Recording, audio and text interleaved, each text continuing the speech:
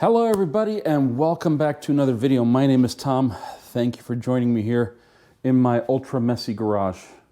Well, it is what it is. Mother Nature decided to rain down upon us solid for the last 2 days, and so outdoor shooting not possible. The sun, well, it's gone because this is kind of the fourth attempt that I'm trying to take a stab at here with this video. So the daylight's gone, but I do wanted to make this video. So here we are under this gorgeous fluorescent nastiness of a light, but I got you guys stuck to the rollover protection bar for Kubo. And I'm actually gonna use Kubo as a little table slash, I don't know, demonstration table. So here we go. So first and foremost, for those who don't know, my birthday is on the 15th of this month, and as such, I decided a year ago that my birthdays would actually be birth weeks. So here we are. The birth week has started. It officially started yesterday. I was invited to my mother's house. My aunt was there. My mom was there. My wife and son were there. It was beautiful. It was perfect. And actually, both my wife and my mom made my favorite dishes. And somehow they managed to combine Polish cuisine with Italian cuisine all in one Euro feast that was just unbelievable. For those who don't know, my wife makes a killer lasagna, and me, I mean, just call me Garfield because I flock to lasagna. I might as well be hypnotized by lasagna because that's just how it goes. And my mom has made these, how do you explain them? I guess they're like crepes, but they're stuffed with meat, like grilled onions and all this stuff, and they're rolled up and toasted up really nice and fantastic. Primo. And on top of that, guys, at the end of that, I got to open some presents. So that's actually what this video is about. I wanted to show you guys what was on my gift list, as well as some of the things that I keep in my vehicles pretty much since the beginning. So without further ado, I'm going to start with some of the stuff here that's on the floor. So first and foremost, one should never leave home without a blanket. You should always have some kind of a blanket in your car for emergencies, especially if you live in colder regions that, you know, at night temperatures can drop. Because if you get stuck or break down or something, you're going to want to cover yourself up. And actually, this blanket is just like a OE blanket that came with a vehicle that I bought years ago, and I've just kept it.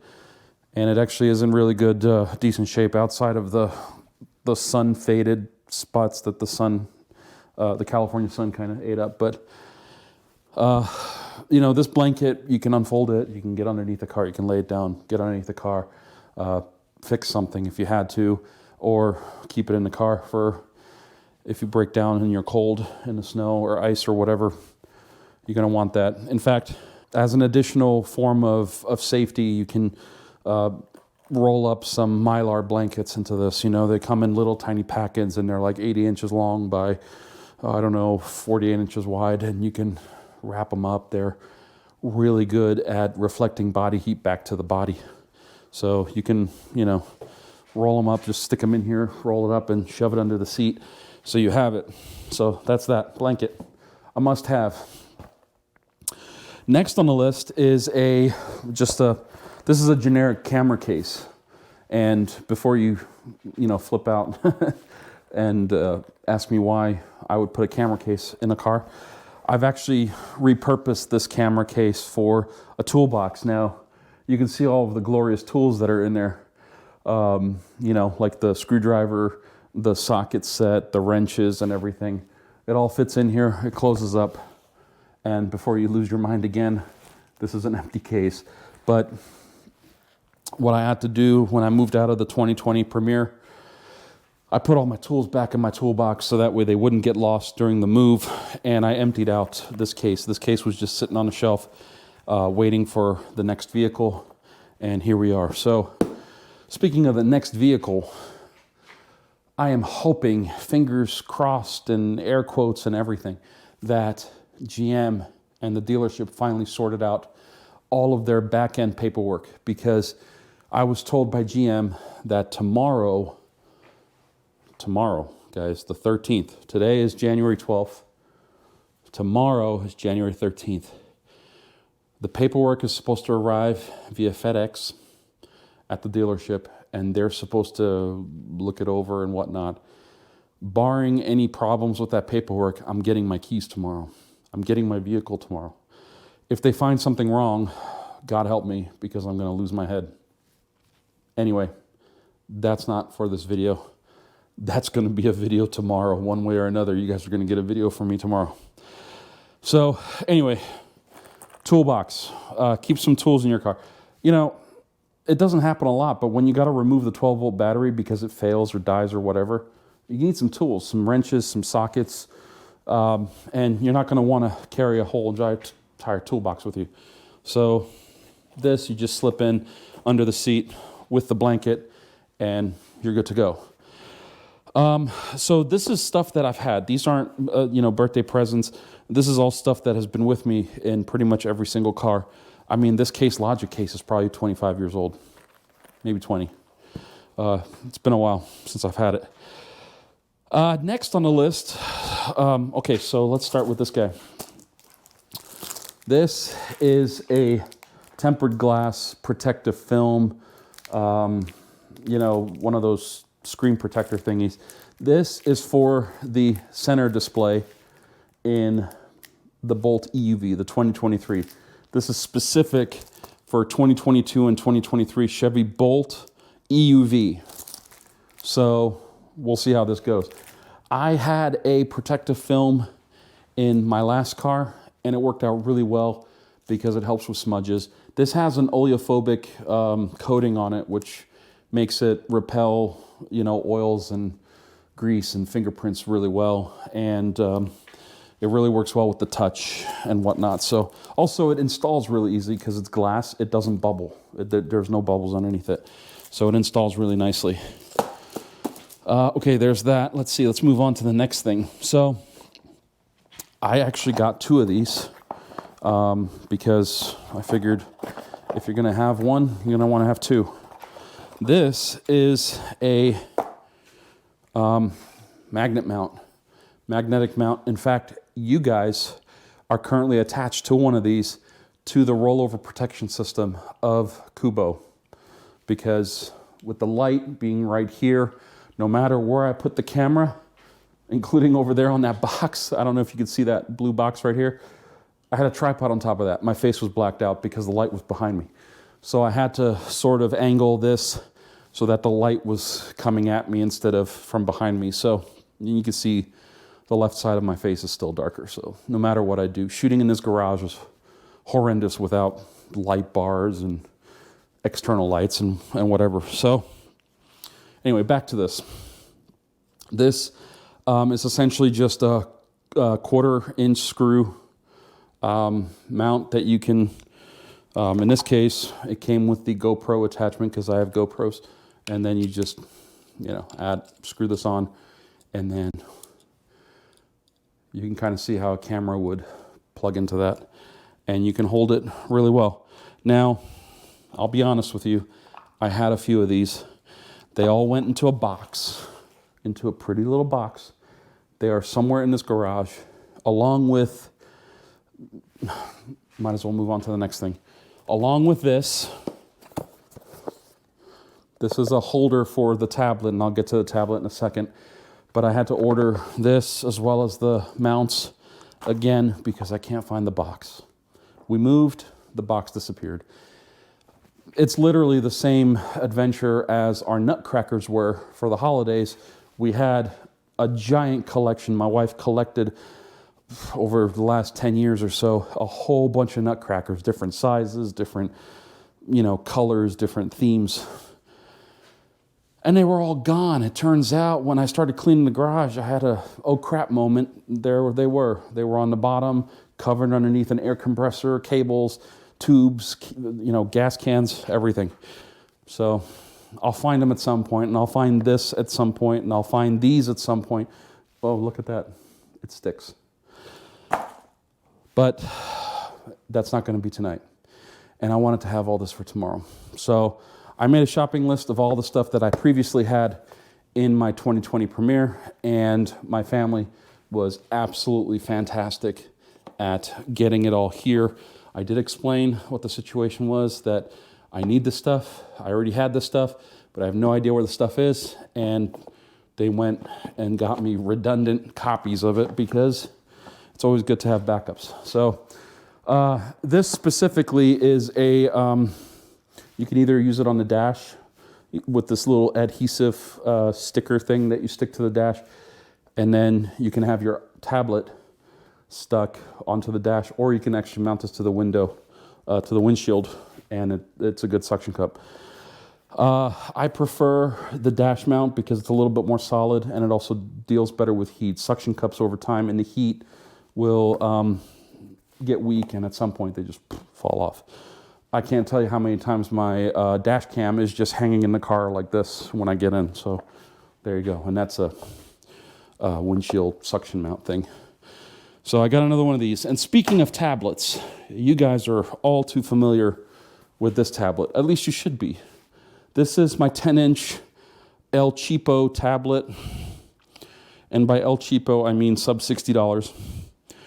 It's an Android tablet, like I said. Was the cheapest one I could get at the time. And the reason I got it was because this has my nerd stats. So everything that has to do with the Bolt platform, the Bolt EUV platform, the BEV2 platform, I can read out on this. So everything from temperatures to charging information, even accelerator position and percent, RPMs, temperatures, averages, cell information, variances between cells, et cetera, et cetera. So, really good little tablet to have. And this with this equals third display.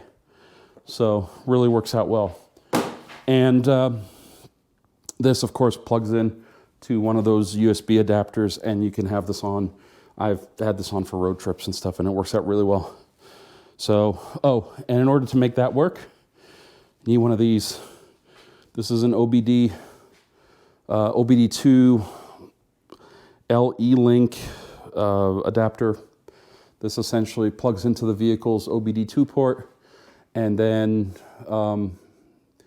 via that protocol that it uses, it'll send information to the tablet that it can then translate into data via Bluetooth. Really cool stuff to have. And speaking about all this stuff here, guys, I'm going to put it down into the description, the links to all of this stuff. These did come, everything pretty much came off of Amazon. But I'm not sure about the tablet. I don't know if they would sell that anymore because it's very old, but I can put a link in for something comparable to that. A basic 10-inch Android tablet will suffice. And I chose 10-inch to kind of go with the theme of the screens of the Bolt EV. So, but you definitely need one of these because you have to get the information out of the car somehow. So I'll put this down below and you will have it. As far as some of the other things go, I think there was one more gift here. And, Birthweek just started. So we only have a handful of presents here. These are all kind of gifts that my mom and my aunt and uncle gave to me. So thank you very much for these. They're great. I love them. And yeah, they're simple gifts, but trust me, for me, it's always been function over everything. So this is a center console tray that the Bolt EV, the 2020 Bolt EV had, but the 2023 EUV does not have.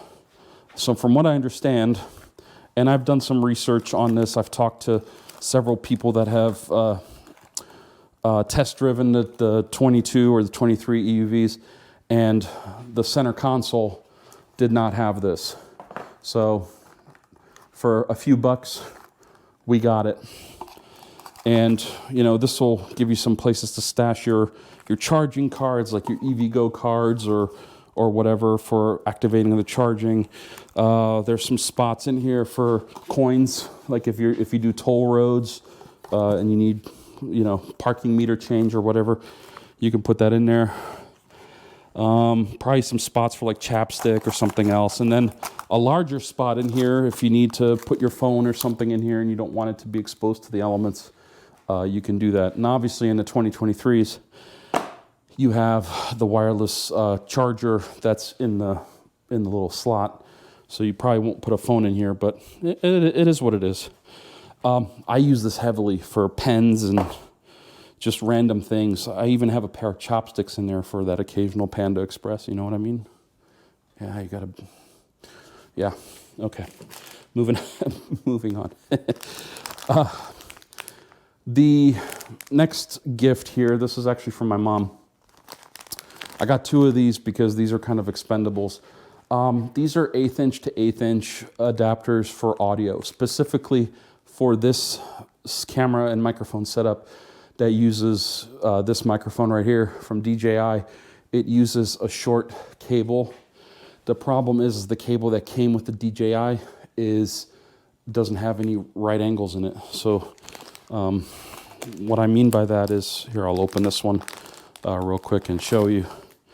But if you don't have the proper angles on cables, they tend to wear and then they at some point break. And then you're doing a whole video and you realize that there's no audio. So this one has a right angle connector and then it has a normal straight out, both 1/8 inch to 1/8 inch. This is a 6-inch cable.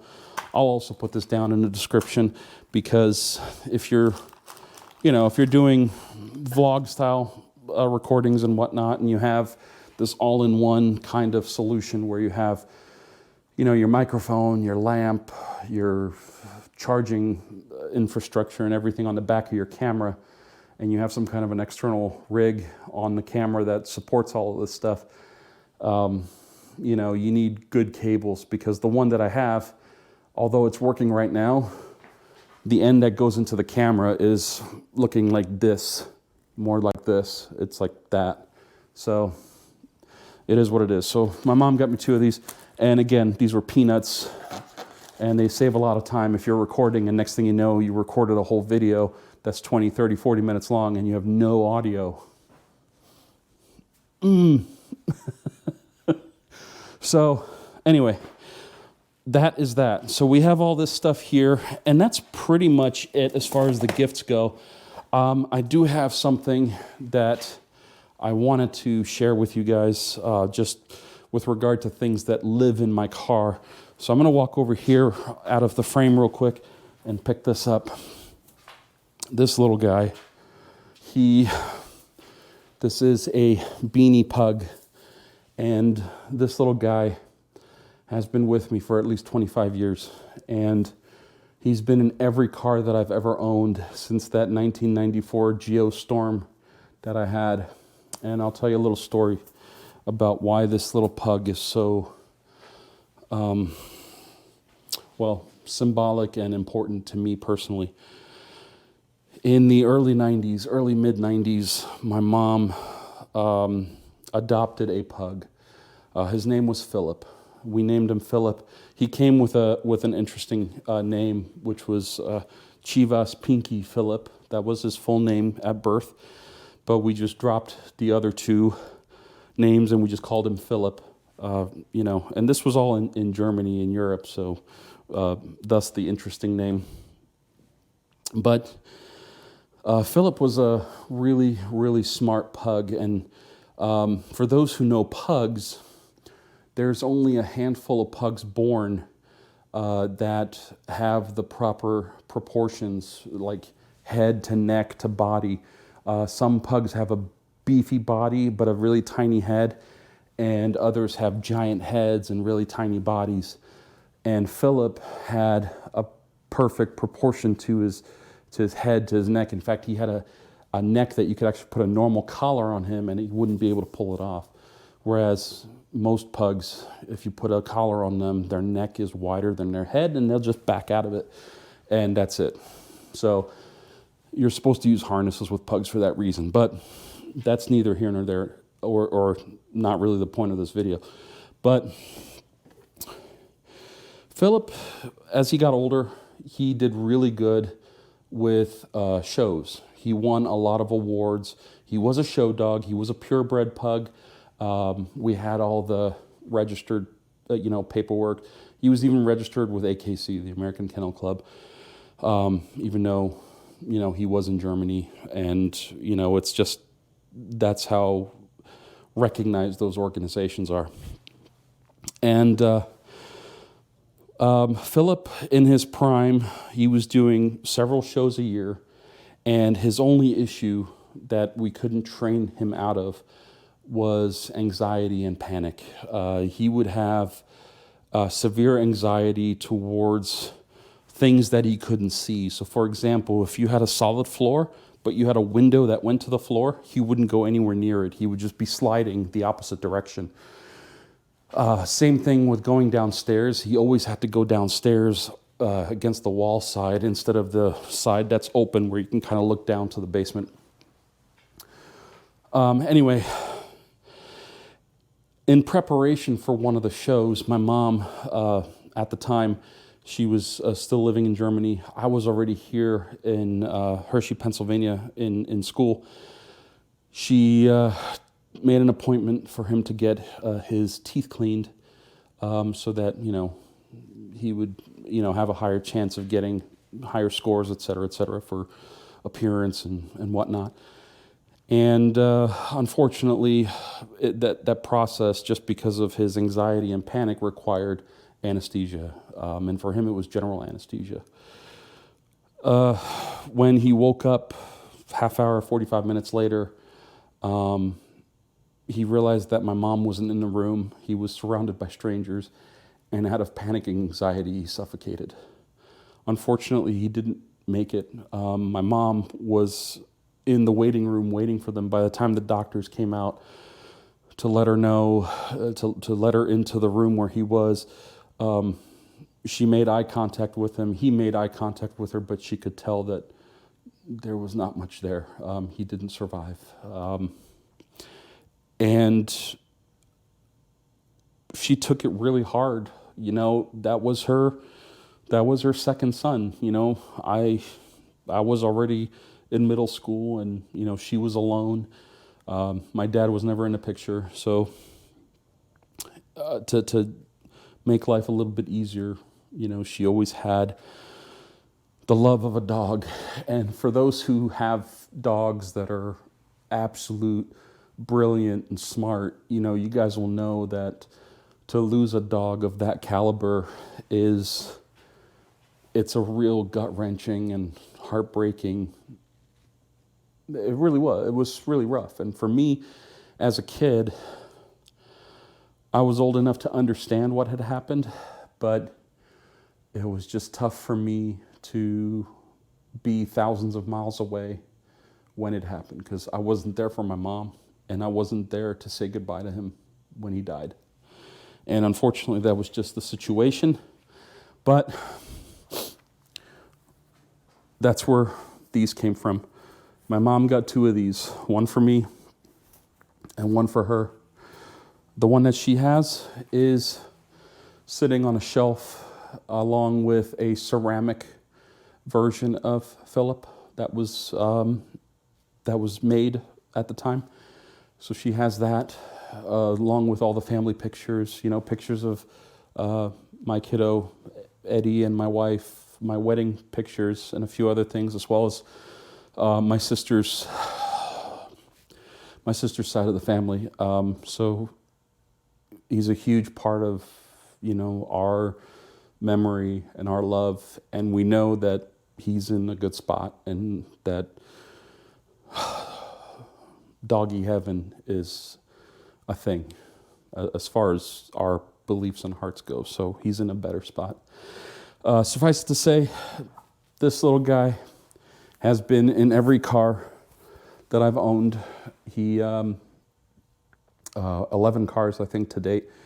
This 2023 is going to be my 12th car that I've owned.